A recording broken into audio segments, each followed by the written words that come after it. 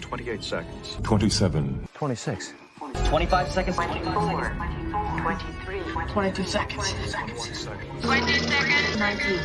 18. 17 seconds. 16. 15 seconds. 14. 13 seconds. 12. 11. 10 seconds. 10 seconds. 9. 8. 7. 6. Copy. 5 seconds. 3, 2, 1.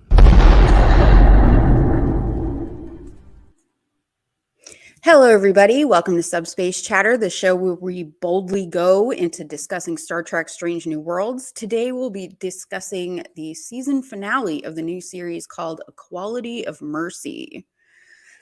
Let's do some introductions. Brad, you go first. You're muted.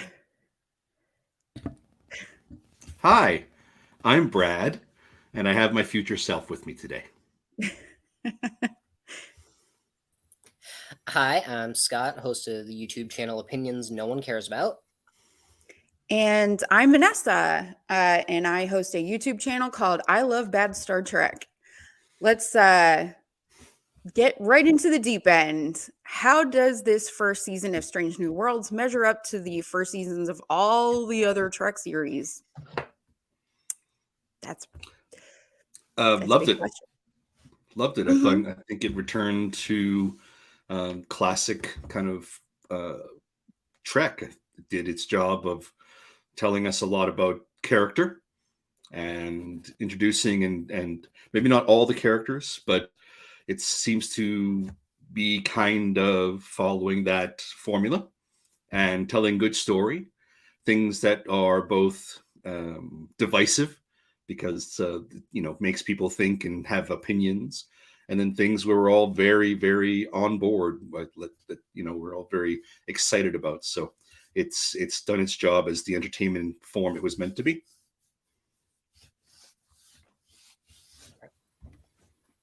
Oh yeah, absolutely, totally agree. When trying to compare it to other first seasons, I couldn't.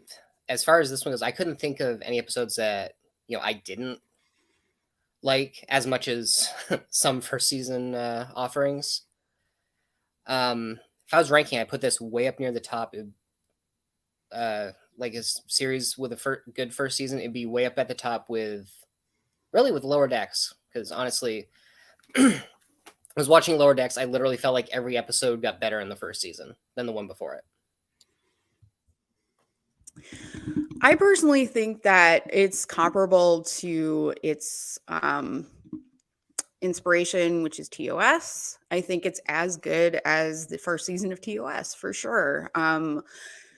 TNG's season 1 is not great, but this was very solid. It established the characters. It made you invested in them. You cared about what happened to them. It wasn't just things happening and people just flying in and out of the frame and you didn't really mind what happened to them. There was emotional pull when Hemmer passed away. It was a punch to the gut. Every comment I saw about Hemmer was just like, oh my gosh, Hemmer, but he was only on there for like a few episodes. So really good job at developing the characters, most of them. And I think it was a really great first season of Star Trek. Moving on, how does this measure up to Balance of Terror, the obvious retelling that this is? What about you, Scott? I got to admit, it's been a while since I've watched that episode. Honestly, after this, I kind of had the mindset, I kind of feel like, I can see how Starfleet captains would vary in quality, but we've seen that Pike is a great officer and a great captain. So when it kind of seemed like the message of this was, you were going to fail, where Captain Kirk obviously succeeded. I don't know. I kind of feel like Pike's way could have worked too. But, the way they needed to set it up was that, not only is this going to end badly, but you're going to lose Spock. And apparently every time you try this, you will lose Spock. I know obviously he's supposed to be Pike is supposed to be accepting his fate. I don't know if I wouldn't, or if I would have gone so much with lines lifted directly from Balance of Terror. Some of that stuff, I gotta be honest, when the Romulan commander lifted that entire speech at the end, like in another reality, I could have called you friend. I was kind of like, okay. Because I feel like in the original, that came more from, mutual respect with an enemy you've battled against. Mhm. But, he says it to Pike, but they didn't really battle. It wasn't a solo battle because the Farragut was there. And plus, it wasn't a drawn out fight because, at the end, they were both trying to sue for peace and it just failed. It felt a little bit short for me. I did appreciate the effort they put into making it look visually like Balance of Terror, though. That was really well done. Yeah, I actually thought that they did a really, really good job of taking the form of the TOS episode and the story that they were telling within that episode, and then figuring out how to break it apart to tell the story of Pike and the crew that are there at that moment. They lifted a lot of angles, a lot of similar shots. They lifted a lot of lighting. They did a lot of things visually that were signals that it was the same basic tone, the same basic beats, the same basic rhythms for the story. I actually thought that the lifting of all those lines really tied the episodes together really nicely. So there wasn't an alternate. I mean, it was an alternate kind of version, but it was the same rhythm of that kind of conflict at that moment. Didn't matter who was there. We just saw the outcome shift because Pike was in charge as opposed to Kirk. And I actually thought the speech by the Romulan was more impactful. I mean, don't get me wrong. I liked the actor who portrayed the Romulan in TOS, right? And I know he went on to play Sarek as well, but I liked the mannerisms and how he was for the era in terms of the style of acting for the era. I think he did a really good job. But I think in that era, this was two warriors, right, showing respect for each other. In this episode, it was two warriors, but they were peaceful warriors. These are people who didn't want war, and it's mutual admiration in the fact that they wanted something different than the outcome of where they were going. So they were respecting each other. So I took that as being that speech, right? Because I can respect you for not just your warrior battle, but also for your attitudes about suing for peace and trying to find ways of breaking from conflict. I can respect you for that. And we could have been friends. I think that's what we were kind of moving towards. So I actually found a lot of those things really, really lovely, really nice. A nice homage, if you will, to the episode, but at the same time, telling a story that was built upon that episode, but more than that episode. Personally, I think Memento Mori was a much more faithful to Balance of Terror episode, personally. However, I do see that these are obviously, beat for beat, very, very similar.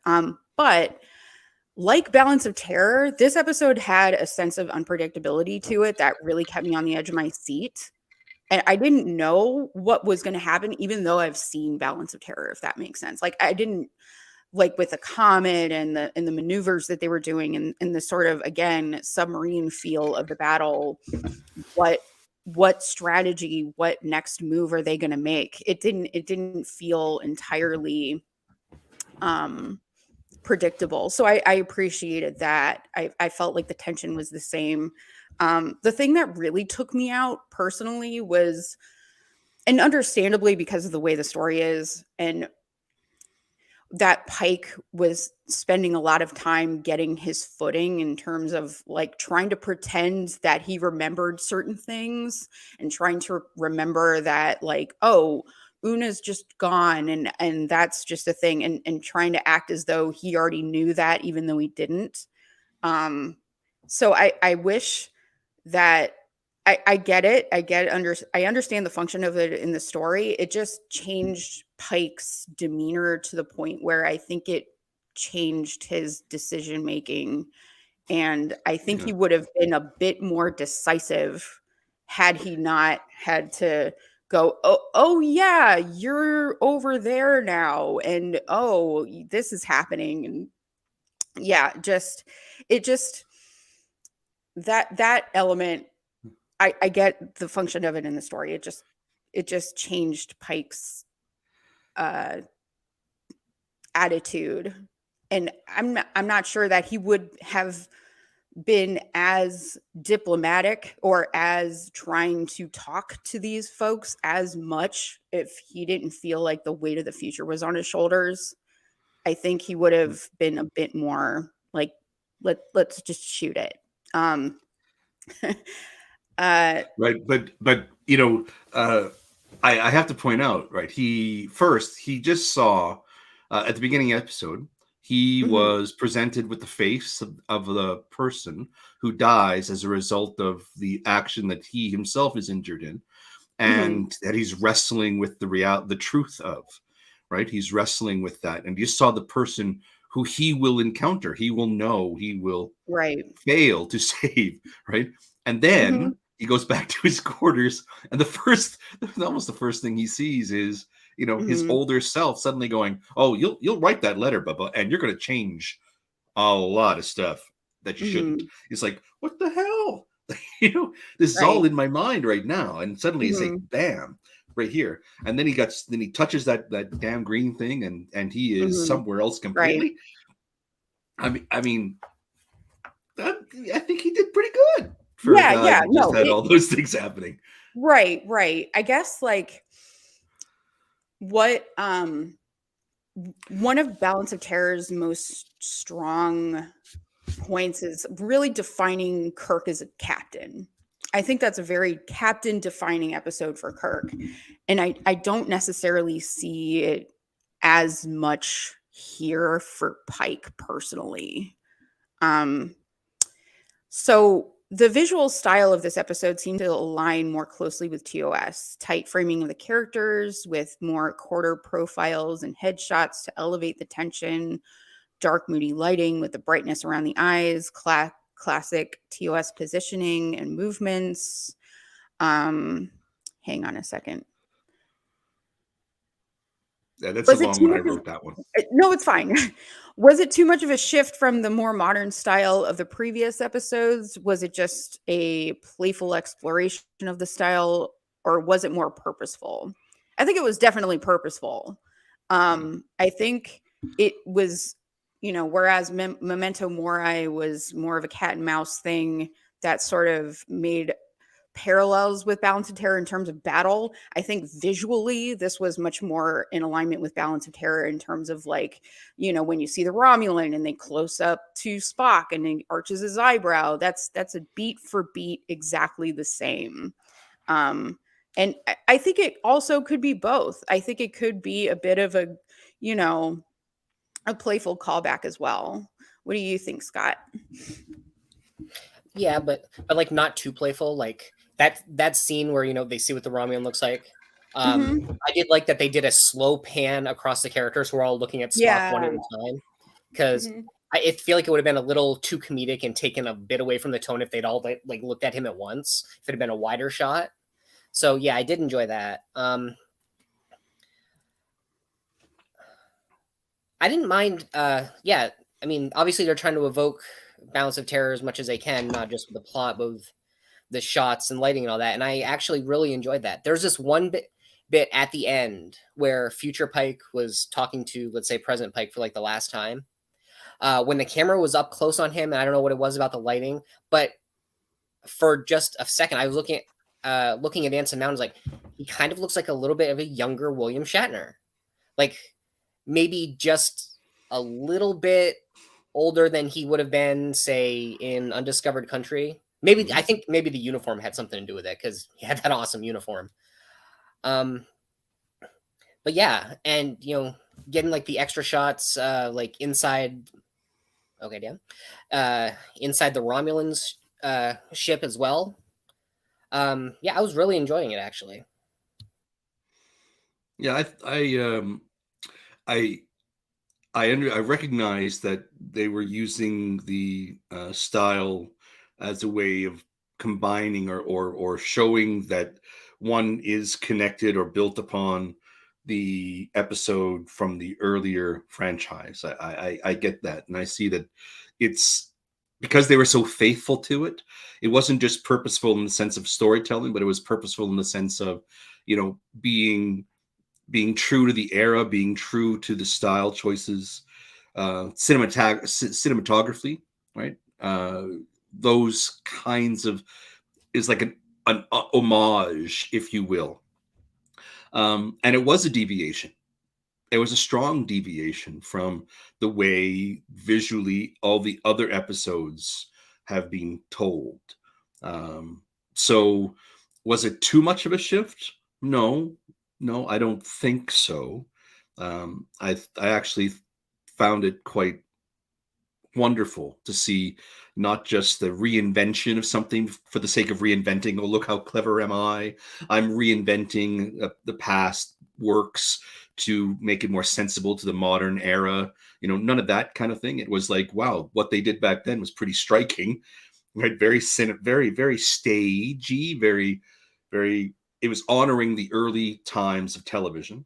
And they did it in a way that merged the two styles, because when they weren't on the bridge, when they weren't dealing with balance of terror, beat for beat moments, right, to show the parallels, the other scenes where they were outside of that, where they were telling something extra, had a much more stylistically, kind of visual telling of the previous episodes. So I thought that was a nice merging of those two things.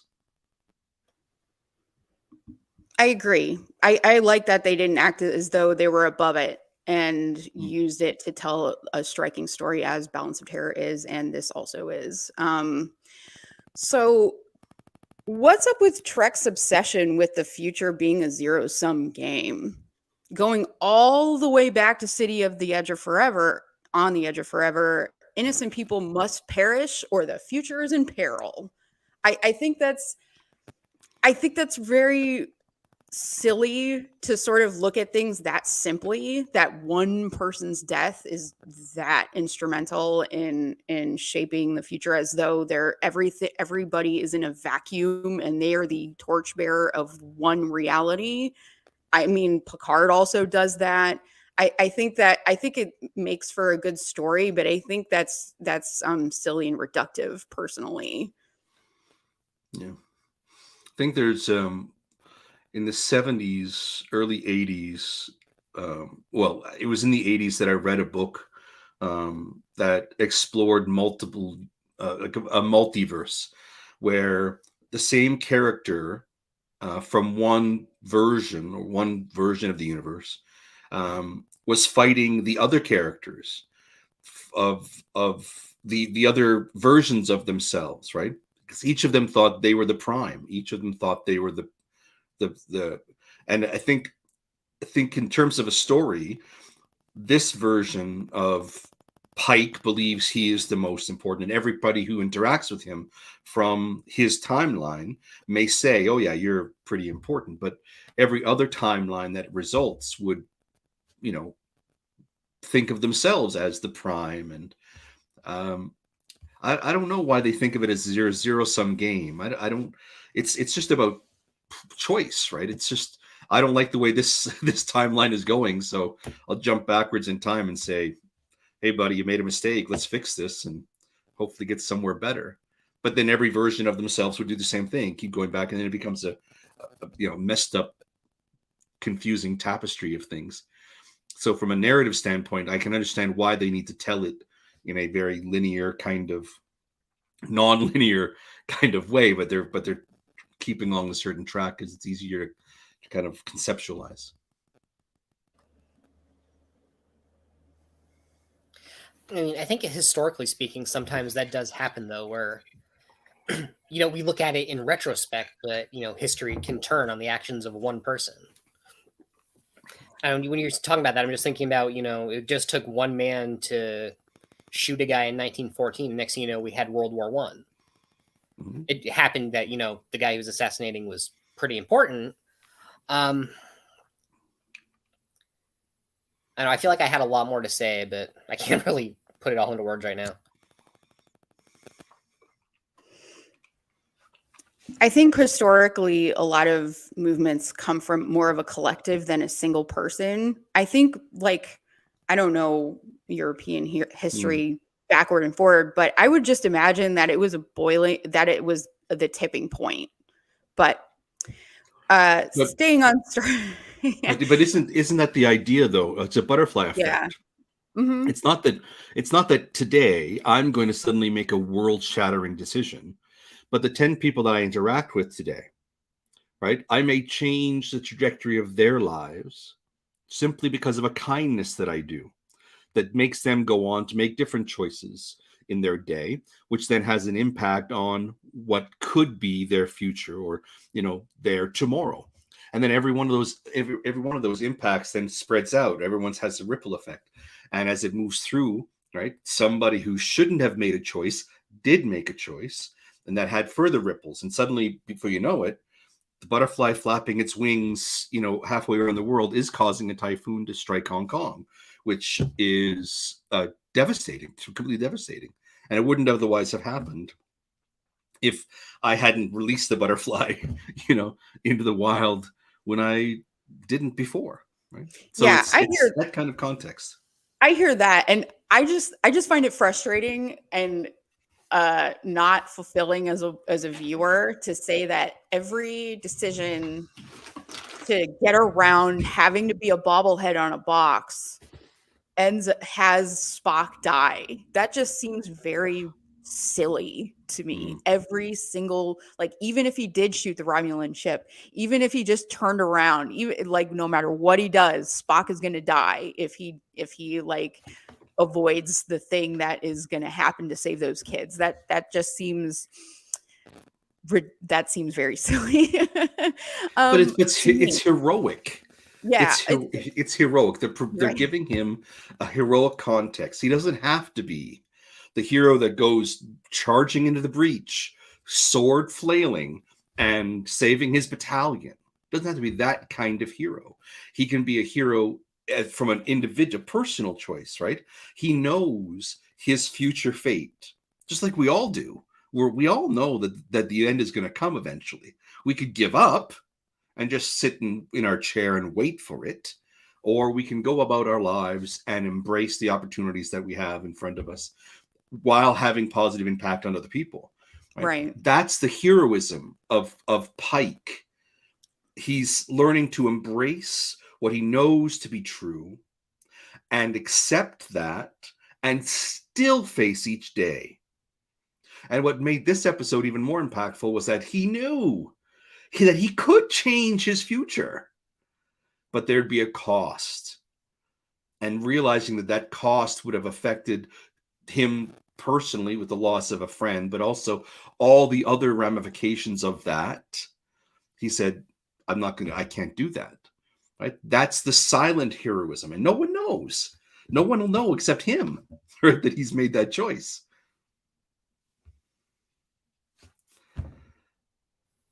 Very clever, Dustin. Okay. Vanessa, I think you're muted. Sorry, we just got a comment from Best of Trek, Worst of Trek. It goes back to Soren and SG Generation about time being the fire in which we burn. It's a predator, and if you elude it, it will still claim its revenge. So basically, you're going to die, so you might as well, do something impactful. And I understand that. I just find it strange that like he can't just make different choices and have a different outcome. I think if Kirk was faced with the same thing, if he saw like had the foreknowledge that he was going to die, I don't think he would accept that. I think he would Kobayashi Maru the thing, and so would I. I think he would cheat his way out of death for sure. But Um, isn't this the reverse Kobayashi Maru for Pike? He mm, did cheat his way out of death, but there was a yeah, consequence, and then he had to right. reverse it. Right? Mhm, He was shown the impact of that choice. yeah. Kirk never gets that. Kirk, one of the Mhm, famous lines that Kirk utters is I need my pain, or something like that mhm, in one of the movies, right? mm, And Oh, he needs to live. He's living with his decisions. Pike right. gets a chance to see the outcome of making a choice to Right. evade, right, his Mhm, death. And he tried to Kobayashi Maru it, and he decided it wasn't worth it. mhm. Why is Pike so reluctant to shoot one Romulan ship but doesn't hesitate to blow away 3 Gorn ones in episode 4? I don't True. understand it. I don't understand it. He's like worried about war, but he wasn't worried about war with the Gorn when he shot True. them. So Non-humanoid? what's up? Does he like I think it has to do with like the assumption that Gorn are somehow more civilized, or I'm sorry, the Romulans are somehow more civilized than the Gorn. Is it Um, is it based a on what I know. is it that they're hominids, that they're I was thinking that, yeah. is Like, there a subtle racism involved in that? yeah, just maybe because the Gorn are quite clearly like animal like reptilian, but then they finally see the Romulans for the first time in who knows how long. And wait a minute, we got a guy on the bridge that looks like that. Hmm. Yeah, and there was a little racism. I don't know if this is the right time to bring it up, but there was this moment where Ortega says the pointy-eared elephant in the room, right? That was quite a comment, but what I didn't like was that nobody responded. Right? She called out his appearance, which kind of crosses a line. And in this episode, no one responded, while Kirk in TOS did respond when there was clear racism being or bigoted attitudes being presented on the bridge. Right. So that for TOS, I really, as a child, as a person growing up and watching these episodes, loved it. This one I found a little bit odd. Same. Yeah. I think. Oh, sorry, Scott. Go ahead. Well, I was just thinking, like, as far as Ortegas is concerned, like, it was never really explained why, like, her character had a much darker tone in this episode. It was something that happened in the past 7 years that, like, took some of the happiness out of her, or the fact that they're dealing with Romulans? Does she have, like, unexplained, like, family history with the Romulan War? Was she, like, the character she's... Styles? Yes, like Styles. Like, does she have a Styles-esque background where, like, she has ancestors who died in the Romulan Wars? Well, It's she like I was definitely saying. got some kind of repressed anger. Oh yeah, it's like I was saying. I'm glad she didn't have like a moment in this episode, because it would have been in an alternate future that never actually happened. But also, it would have been good to know what was going on with her. So we got a comment from Best of Trek, Worst of Trek. I think in this one, it's that Pike is doing everything he can in this alternate future to prevent conflict from erupting. Perhaps, but they, like Ortega's correctly pointed out, they started it. They blew up the station. They started the conflict. They didn't, it wasn't that the eruption came from them. They were the ones coming into Federation territory and blowing up stations. So I definitely like understand why he might be trepidatious, but at the same time, they blew up a station. They killed somebody. They watched him die. I see no reason to have to avoid a proportionate response. I mean, he might have been trying to be a little bit more cautious because Mhm, he's in the future now. He saved his own life. He saved all those cadets' lives, mhm, and now he's up against the Romulans with this plasma weapon that I believe Spock was saying would just slice through their shields. It's like, mhm. and maybe he's just thinking, now that I've got the future that I wanted, I got to be a little bit more careful, especially with this entire crew under my command, some of which I don't even recognize. But it does. I mean, he is holding true to the character that has been Mhm. presented to us. He first is cautious, and he says so in this episode, right? That he doesn't want to jeopardize 100 years of peace over something that could be resolved differently. Mhm. And I value that as an approach because you can go blow for blow. You can be you could play playground rules, right? If you want to, but there are other solutions that can be explored. But yeah, Vanessa, I think the only glaring problem with that is how they handled or how they treated the Gorn and that particular conflict, which in retrospect does seem out of character. So where it's hard to reconcile those two. Yeah, I take issue with trying to reason with somebody that's trying to kill you. Because when the Romulan leader came on, they made no mistake. They wanted everybody in the Federation dead. That's not somebody you can really hold a conversation with. And Dan says it seems like it might be because the Romulans have an entire vast empire, whereas the Gorn hegemony seem like a less formidably vast organization galactically. Hmm. But they It do is. seem, yeah, they do seem pretty formidable according to La'an. Like if you come across a Gorn in person, you're done. It's game over. Yeah, It they So, it seem also. pretty overpowered. mhm, Yeah, yeah, and we've talked about that in the previous episode. Where how do they go from this completely animalistic, vicious, cannibalistic species to a spacefaring, um, technologically advanced, intelligent, group.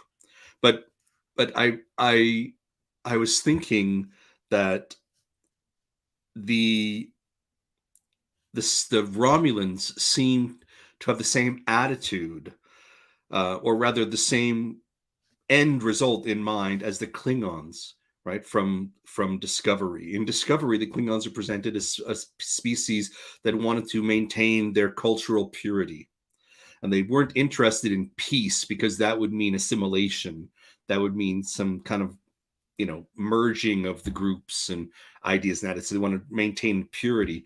With the Romulans, there's that attitude of if you're weak, then we don't care about peace. We just want to conquer and take over and possess and own. And it's the same kind of outcome for battle, but rationale for it seems to be different. And I'm wondering, because Balance of Terror was truly about the Cold War and that kind of global kind of conflict. Where does this one, what are they trying to present in a revisiting of Balance of Terror? What's the conflict globally that we're really referring to here? Dan said, I conducted a poll in Subspace Chatter Facebook group where 62% said Equality of Mercy is their favorite of all of the Strange New World Season 1 installments. I mean, Well, that's if interesting. 62% said that, I mean that's everyone else's perspective. Mhm. Right? There's your real world allegory, because Right. because the majority believe it, doesn't mean they're. Sorry, I'm not going to get political here. Everyone's got their choices. Star Everyone's got Trek's their definitely not preferences. political. Definitely not. So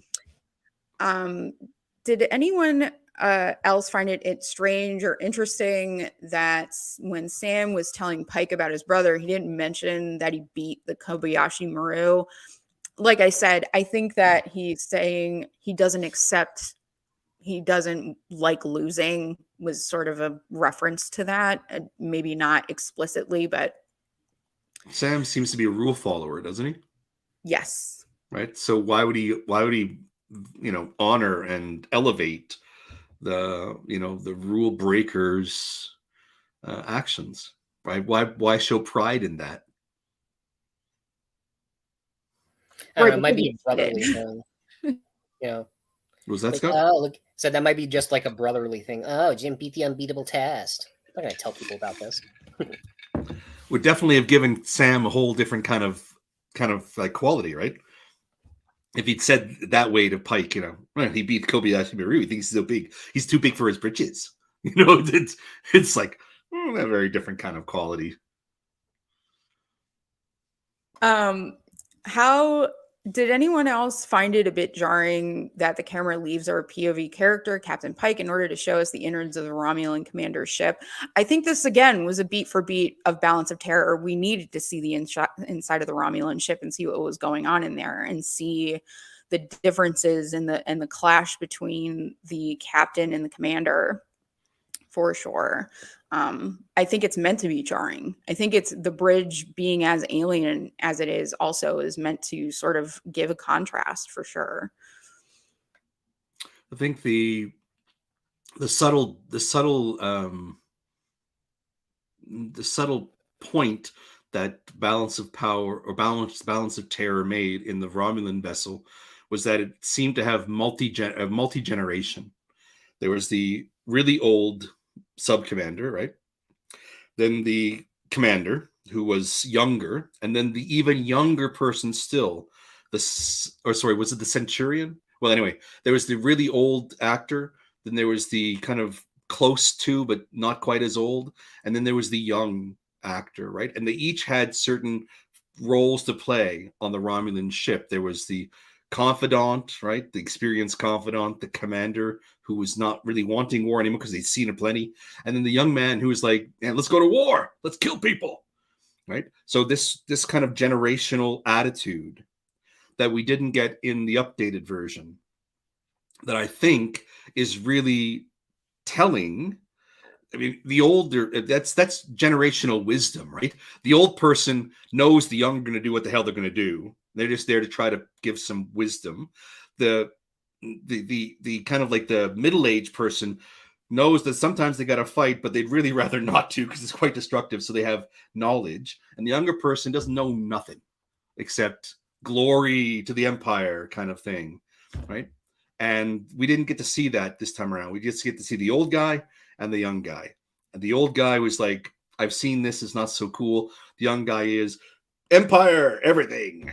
And there was no other. There was just this binary, and it wasn't so successful for me. I did like how it went though when the younger guy was like, okay, like we need to do this, for glory of the Empire. Like, my dad fought in the wars and he was a hero. And then, his commander's like, dude, your dad died for nothing. Okay. Yeah, they told truth. Yeah, right? For sure. And I don't think he liked it. And I'm pretty sure that's why he went behind his back because, even with the galactic scale, you still have to have internal politics playing a factor. And the subtle truth is that because of his decision to contact the fleet, he ended up being in the brig and dead. Right? So he was trying to do everything for the Empire, and then it ended up just getting killed. No one, the system didn't care. The wheels kept turning and grinding everyone to mulch. Best of Trek, Worst of Trek has said, what was even better in this one is having the same dynamics between the commander and subordinate and Kirk and Pike mirrored. You know what? That's a very astute observation. And that actually makes me appreciate this episode a bit more to point that out. Thank you. Yeah. And that actually might be the reason why they eliminated the older kind of confidant, the older Romulan member of the crew, because they wanted to emphasize that parallel. Yeah, that's a good point. How does this Romulan ship in this episode compare with the others? I prefer Romulan Warbird. I liked seeing that in Balance of Terror personally. I think it was much more impressive, much more imposing. It looked like, like intimidating. And I didn't really see that with this one. That was I'm usually not somebody that's all about the ships and what exactly they look like. I'm not a stickler for that kind of thing, but that's my quibble with it personally. It looked more like a shuttle than something that to be afraid of. Yeah, my first model from Star Trek was a Romulan Warbird when I was a kid, right? And I was in the 70s. Building models was, all the rage. So a Warbird was my first model. I had it in my room, suspended from the ceiling, as all kids do with their with their space-based or air-based models, right? And I really enjoyed that. I thought it sparked a lot of imagination for me, and I didn't notice a difference. I just thought it was a rendering that was parallel to TOS, so they needed to have the same type of models in place. And the fact, what was impressive to me was how quickly it moved away from destroying the Farragut. I mean, it swooped in like a raptor.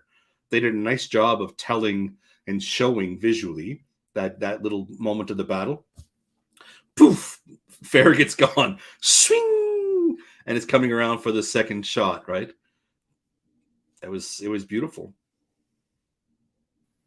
Yeah, I do prefer the design of the Warbird a little more. I think my father-in-law has a collection of his wife's, my late mother-in-law's old Christmas ornaments, because she was a Trekkie and a bunch of them are starships. So for a while we had like the Galileo shuttlecraft and like the Enterprise D and a Romulan Warbird hanging on our tree every Christmas. So yeah, I would have liked to see the Warbird, but I didn't mind the ship at all. And I really like the shot of it decloaking. I thought that was really cool.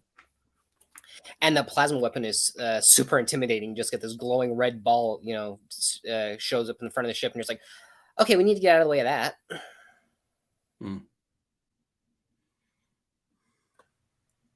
So, do you think the cliffhanger of Equality of Mercy is different enough from the season 2 finale of Lower Decks? I think the season 2 finale of Lower Decks was a bit less. It was a bit more of a shock. It was a bit more of a shock for the captain. I think her name is Mariner. That's probably not right, but Mariner's mother being sort of carried away because of something that happened in the last episode that Starfleet took umbrage with, whereas it was something that she did. Whereas with this, Una was arrested for something that she is and cannot help, which is striking in its own way. But yeah, that's how I would compare those two. It's also very current, right? It's also very topical for today.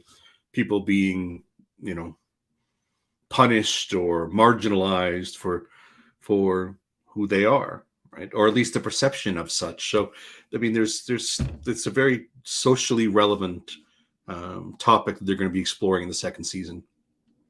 I don't know about you, Scott, Vanessa, but I find that with so many Star Trek properties out there, it seems like just because there's so many of them, they're revisiting kind of themes, and even beats, moments are similar. And maybe it's because in life there are, moments in everybody's life that are similar, and they're okay with having that, and they don't have to always be unique. They just have to make sure that the story that they're telling is unique to the characters themselves. Maybe that's the approach they're taking. We're invested in the character and the story that the character is living through. If the story is similar to others, is okay, as long as what's unique is the character's authentic and true self, I guess, and how they experience that moment. Yeah. Do we think Una's gonna? I mean, is she gonna come back though, or is she gonna, still be in jail 7 years later? Like Pike literally says at the end, "This isn't over." And by the way, that last shot where he's looking directly to camera, that was something. But what is he gonna do if you're borrowing? If you're starting to repeat themes and beats from other things, are they going to? Well, are they gonna pull a Search for Spock and break her out of prison? Was that? Yeah, that was in that one, right? It's been a while since I've seen that one.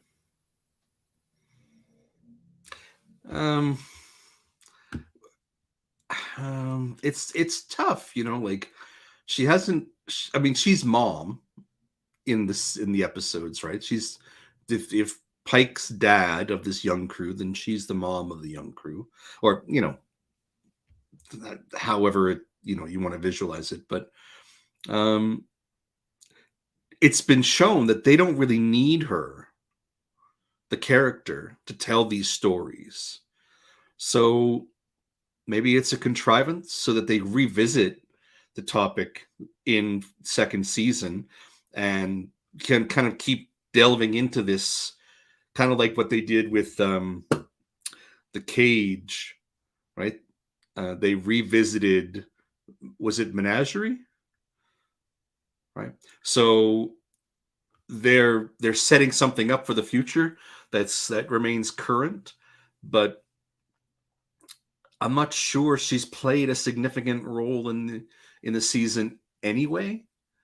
So I'm not sure if it's going to really be, her absence will be felt, but I'm not sure it's going to be that much of a disruption to the kinds of stories that they'll tell in the future.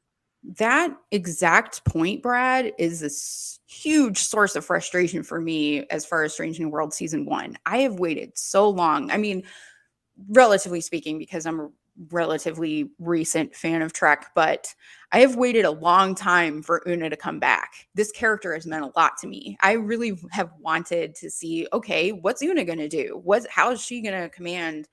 And we haven't really gotten that. And that bugs me. And that really kind of took away from the impact of that beat where she's arrested, because she's barely been in this season. She has been there. They've come up with contrivance after contrivance to sort of keep her on the shelf as Pike and crew do other things. It's just been why? I don't understand it. Let's see. Well, from writing perspective, I'd think that Ortega is the more compelling character, even over Leon, because Ortega's kind of a mystery still, and there's many layers already that they've already shown Ortega to have. There's the humorous, there's the fun, there's the beat, and there's a serious. There's a range there that Leon doesn't have, and that Una's not been allowed to have. Right? So maybe they're just making room for a different character to kind of blossom, so that we can kind of have a balance between the Uhura and the Chapel and the Command Ortega, right? I mean, there's a range of possibilities, but I think that might be from a writer's room perspective. I wonder if that's where they're going with it. If we're going to repeat Star Trek beats, I really hope that we get a sort of Measure of a Man type trial where we get Una back, that we say that this person is valid and they belong in Starfleet and they have done nothing to anybody that, that deserves, that merits them being behind bars because of who they are. Best of Trek, Worst of Trek has said, or is it that they're setting her up to be in Section 31 or something, much like Trip's death in Beta Canon? Or is it a smoke screen to get him in? She's got the skills. I agree. I really hope that this is not the last of this character. I really want to know more about her. We got one episode where we got some backstory, which was great. I appreciated that. Ghost of Illyria, I believe. So I hope we get her back.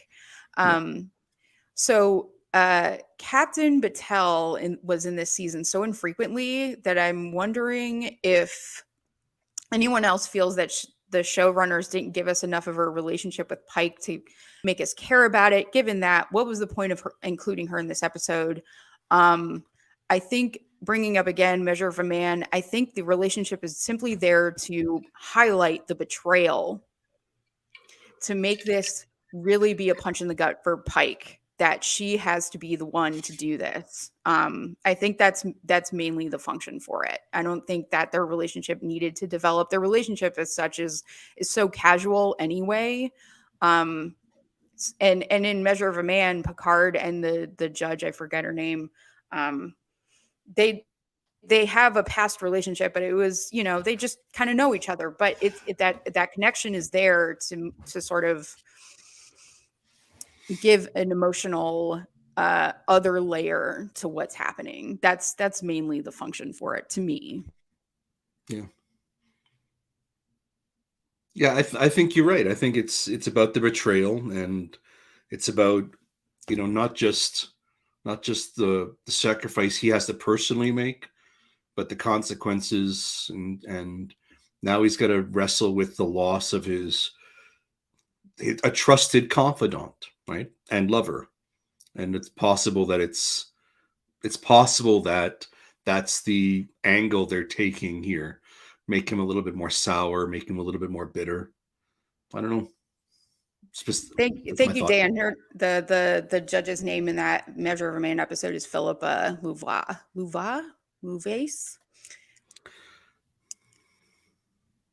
What do you think, Scott? Yeah, I don't know if they were considering keeping Captain. You literally just said her name, Captain Battelle, around as much more of basically, a driver of Pike's character. Because if I remember correctly, she really just bookended this season, right? Mm-hmm. She's just in the first and last episodes, and she's only there where Pike is concerned, and it's established whatever relationship they have, and then at the end just be like, yes, we have this relationship, but I have my duty and I need to do this. And I think it's really all just to shape the way Pike is going to be going forward, especially now that he's accepted his fate, and he's going to try and do the right thing, even if he winds up in a beach chair. Well, she and is. Knowing that's going to happen, maybe might not even care that much about it anymore. Well, it might affect the relationship a little bit. He is vulnerable with her in a way that he's not with anyone else, right? She knows a little more about his emotional turmoil. I mean, other characters know as well, but I don't think he's as vulnerable with them as he has appeared with her in previous moments, right? They seem to share something. There's a connection there of knowledge or trust, or it's something other than what he has with other people on the crew. And he does give us that line about, she asks about the beard, and he says it seems to be better suited to a captain of a different era, or something along those lines, something like that. And it implies that the ruggedness of that beard, that whole brooding kind of thing, seems to be somewhere in the past.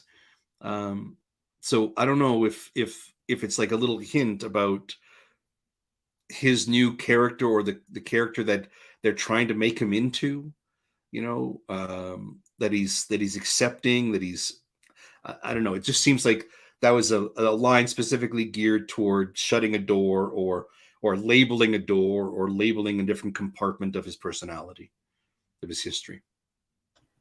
When present Pike was talking to future Pike, his hair was kind of messed up.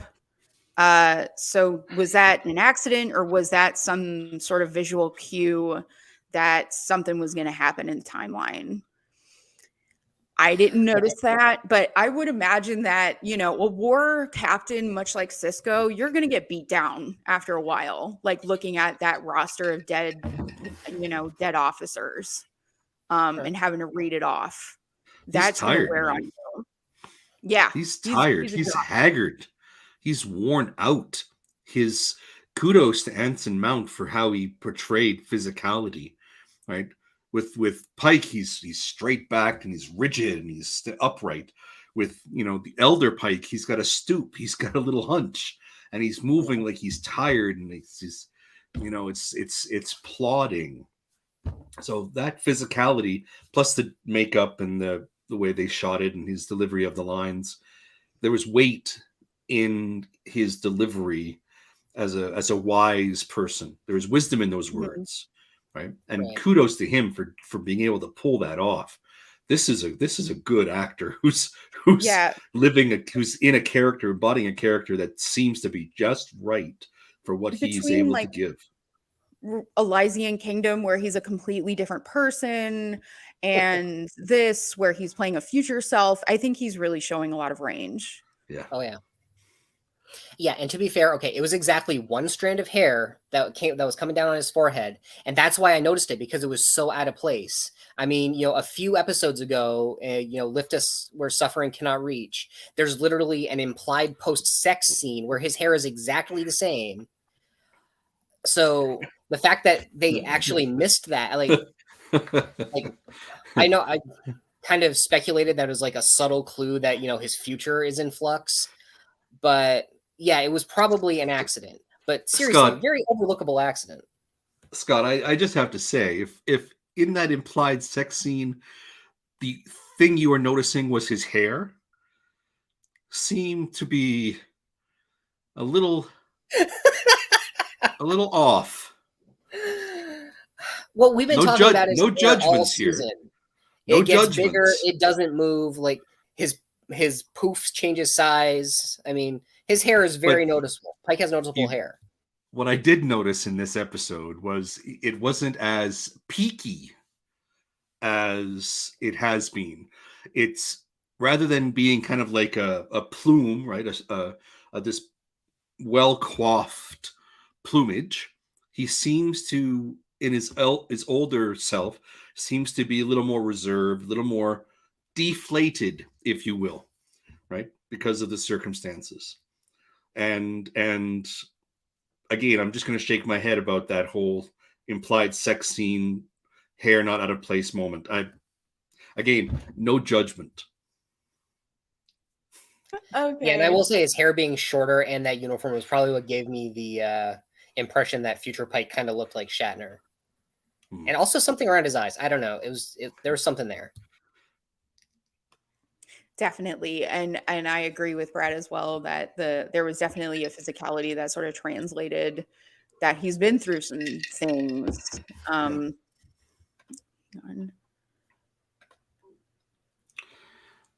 on. So Dan has said, I thought it was interesting to compare to Pike's two. Yes. Also in the pirate episode, his hair was messed up because he was a prisoner. I guess he didn't have his products with him. Was anybody else disappointed that we didn't get to see any Klingons, or with the obvious exception of Hemmer, Aenar this season?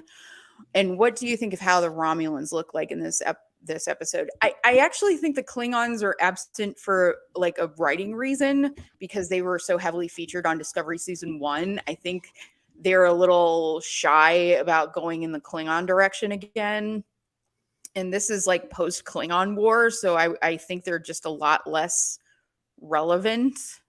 Personally, I would like to see more Aenar. I really hope that we get more of that, and we go to Andoria and visit some of those guys, and maybe have a memorial service for Hemmer. I think the Romulans look pretty good too. I thought their foreheads were. I think they look very similar. They look a lot less green than TOS, but I think they're much more similar looking to Vulcans, and I think that's purposeful. And I'm fine with that. The ridges that they're developing, that they had in TNG, they had more brow plating, right? So it implies there's a little bit of a genetic or an evolutionary difference between the Vulcans and the Romulans, probably because of their planet or whatever. But they're sufficiently different that for me, it doesn't matter the coloration, but we understand that they used makeup because they didn't have the prosthetics, in the original series. And I think in the original series, there was a lot more emphasis placed on Klingons as Kirk's nemesis, and maybe they're going to shift the focus to Romulans for Pike's nemesis to further delineate the two eras. Right? It's more ground that hasn't been already cultivated. Right? Dan said that the Romulans in this episode look like loads like the aliens from Galaxy Quest. He's not wrong. Before the human transformation or after, because it's quite distinctly different. Right. Mm-hmm. What do you think, Scott? Would you like to see more Anar or Klingons? As far as this particular series go, really the only point where the Klingons would have made sense would have been like in this episode in particular, since future Pike got the time crystal from the monastery in Boreth. But yeah, if they're just coming out of like season 2 of Discovery, then I think the Klingons have more than enough on their plate at this point. Plus, it's coming close to TOS era, so we're gonna should we start seeing the rise of like the Klingons that had the virus, so they don't have the forehead ridges. That's something they're going to have to deal with. I would absolutely love to see Andoria again. Like when they visited in Enterprise, I loved it. Sharon talking about, it's a good thing you're here in summer. I didn't see the sun until I was 15. Like, how are they gonna? Like, I'd love to see how they're gonna make that look. That'd be really cool. Well, all you need to do is come further north into Canada, somewhere around Winnipeg, and any time of the year primarily, and you'll see Andoria.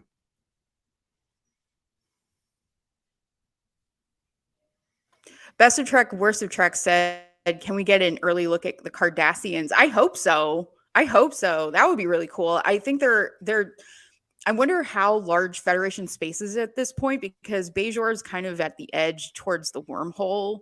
So I wonder like how integrated they are.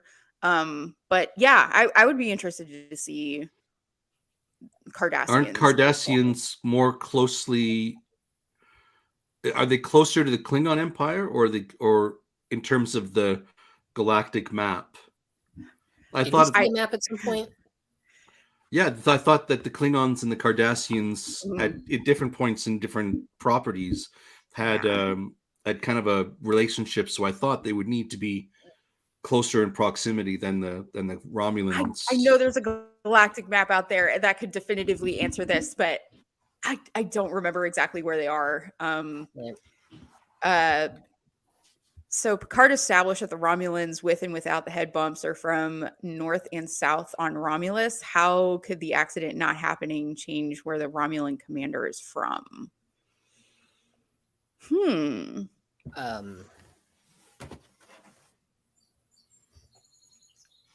not really sure. I'm not really sure either. I got nothing. That's deep. That's deep, Dan. That's too deep for us. You're too clever for us naughty people. The Federation is in between Cardassians and Klingons by the 24th. Okay. Great. Thank you. So they're close enough that they, we might run into them. So that would be really neat to be able to see them.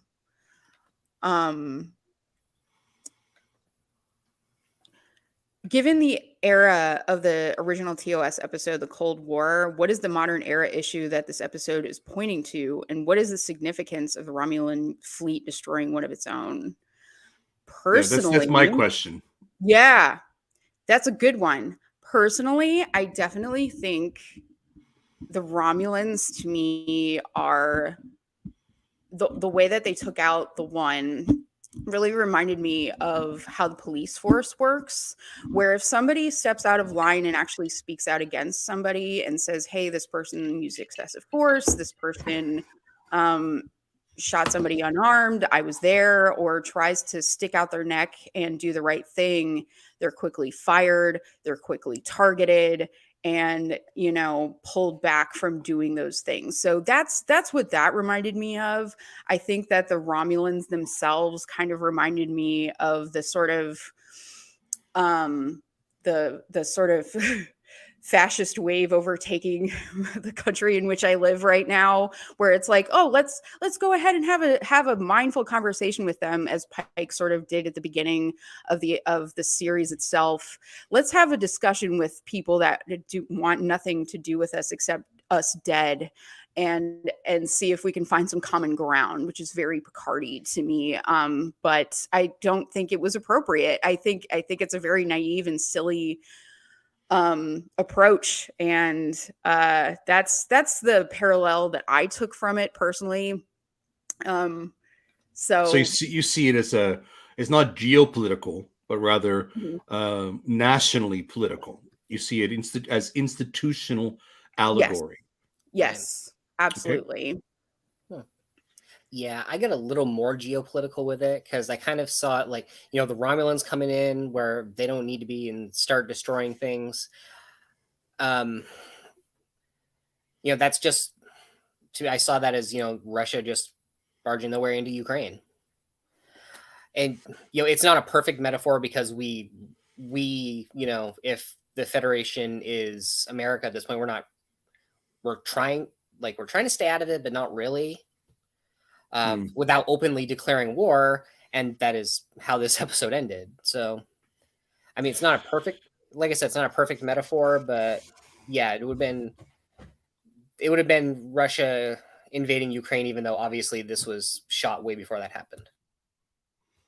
So I think I wonder rather if the ending with Una being taken away, and not for nothing, but I really appreciated that there were some different types depicted as the security guards, or the Starfleet security, or the security from her ship.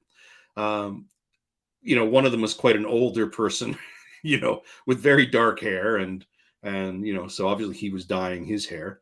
But when Pike grabbed the one security guard, or security personnel, and pulled his hand back, and you heard the guy go, "Ow!" like this, but then he let him go and he got up and he walked away. I thought there was a missed opportunity for that guy to stand up, shake his hand, give eyeball Pike a little bit, and then take a hike. There was a perfect characterization opportunity, but they didn't take it.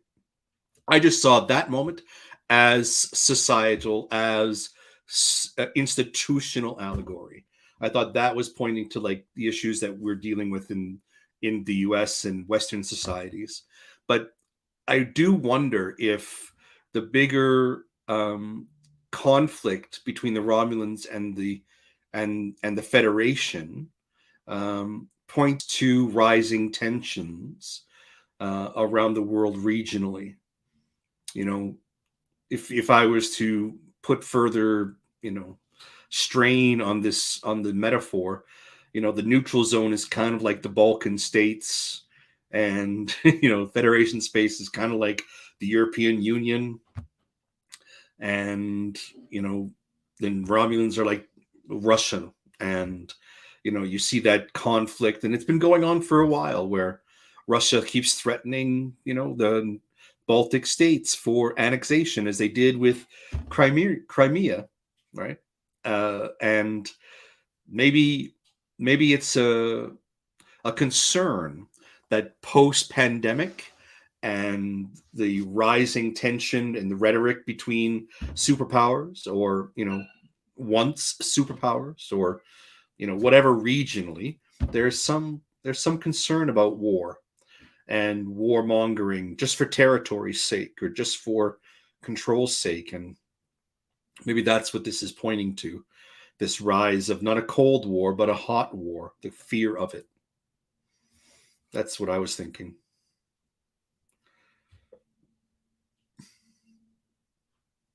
Thanks for letting What me do you- let me go on about that for a while.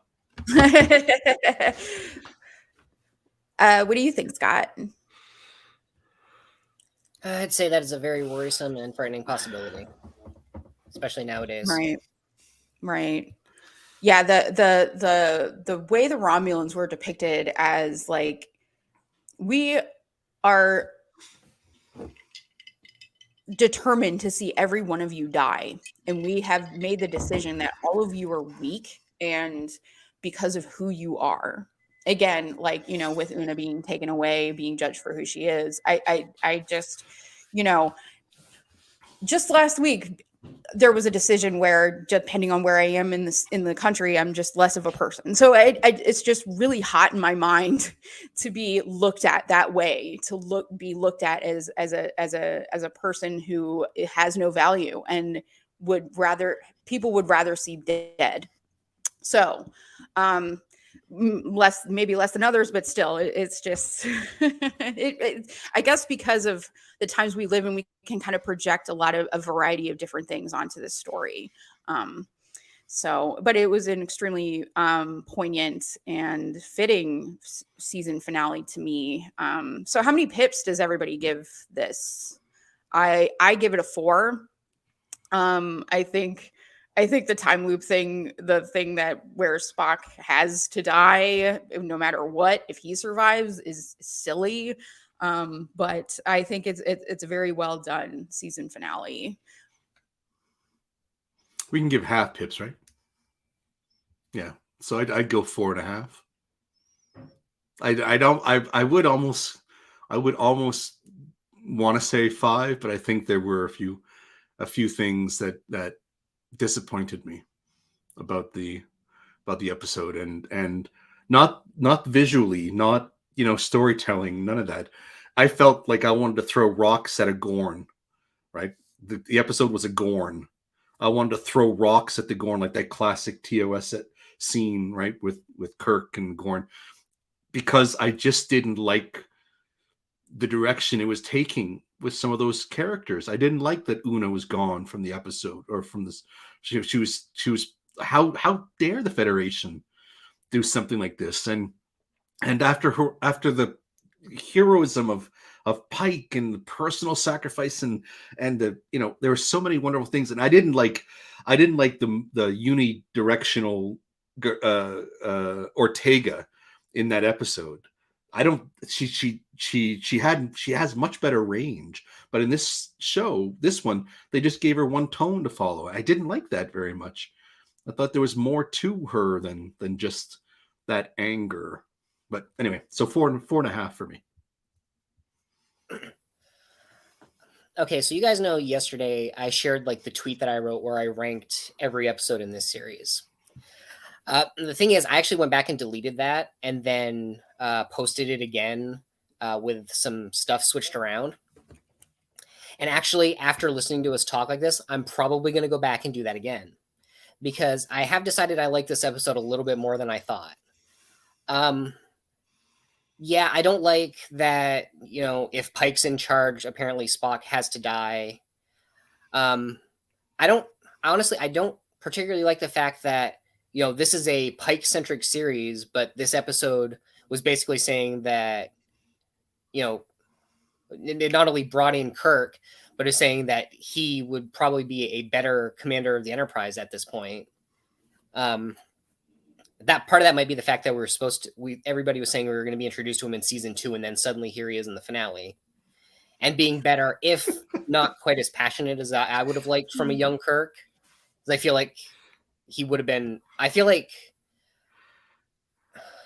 Kirk should have been a little bit more passionate in like trying to push home his points. Like if he agrees with Pike, that's fine. But also if he's going to be there like slamming his fist on the desk in front of him, I would have been there for that. I disagree with you on that, but that's okay. That's all right. Okay. A lot of what I liked about this episode is that it made me think. And it's not just that it's a clear, it's a clear lift of Balance of Terror. But one of the other episodes that came to my mind, actually while we were talking, was Trials and Tribulations, because you have, a character essentially being put into the plot of a classic TOS episode. And I love the fact that this episode could evoke thoughts of both a classic dramatic episode and a classic fun episode. Mhm. So overall, yeah, my opinion was a lot lower when we started this stream, but I would move it up to, at this point, 4 pips.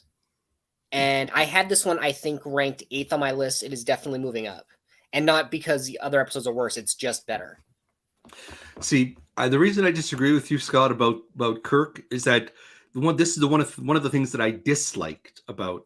He stormed onto the Enterprise, demanded that he see Pike, right? He took charge, and for me, that arrogance is not a Kirk. I mean, yes, Kirk is overconfident at times. He does have a bit of an arrogance, but that arrogance to jump on, I mean, he's just been rescued, and now he's going to jump onto the ship and start ordering and bossing around the captain of that ship. No, it's a different Kirk. And I kind of liked it was an aspect of his character, like an ongoing aspect instead of just like something he developed after being captain of the flagship. Yeah, I appreciated the beat where Pike goes, "Whose ship is blown up right now? It's not mine." Exactly. Idiots. You kind of wanted us to reach out and go right off the side of his head, jackass. So thanks to the panelists for joining this discussion. We hope you, our viewers, have enjoyed it as well. Let us know in the comments section what you thought about this episode of Strange New Worlds. Please remember to like, subscribe to the video, and we'll see you next time. Trek you.